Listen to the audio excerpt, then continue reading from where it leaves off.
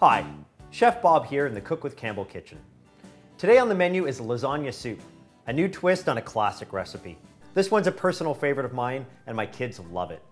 The Campbell's products we'll be using today are Campbell's 30% less sodium ready-to-use beef broth, as well as our condensed tomato with basil and oregano soup. The other ingredients that you'll need for this soup is you'll need some extra lean ground beef, some mafalda pasta, some fresh chopped garlic, some fresh tomatoes, some dried oregano, and a little bit of fresh black pepper. The first step is to brown our ground beef. I've got a nice thick bottom pot here that I've got on a nice medium-high heat, and I just sprayed it lightly with a little bit of cooking spray. You want to make sure that you don't stir the meat right away. Just let it sit in the pan for a few minutes, let it start to get nice and brown around the edges, and then with a wooden spoon we'll start breaking it up in 2 or 3 minutes.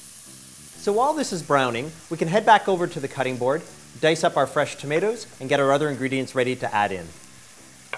Now we can add the broth and the soup into the pan where we browned our ground beef. The fresh diced tomatoes and the chopped garlic. Bring that up to a simmer, and then we can add in my pasta. This recipe calls for mafalda pasta, which look like little mini lasagna noodles.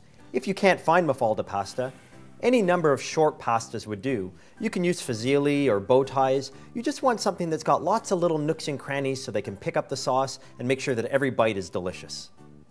We're ready to add our last few ingredients. I'm going to add 2 cups of the mafalda pasta. I'm going to add 1.5 teaspoons of dry oregano. I'm choosing to use dry here because it is going to cook for about 15-20 minutes. And if you used fresh, you would actually lose most of the flavor by the time you ate the soup. Some fresh ground black pepper. Any black pepper will do, and you can certainly add as much or as little as you would like. I'm going to give it a little stir. I'm going to reduce my heat down to just below medium, and I just want it to simmer nicely for about 15 minutes until my pasta is nice and tender. So about 15 minutes have passed. Our pasta should be fully cooked and tender, and our soup's now ready to enjoy.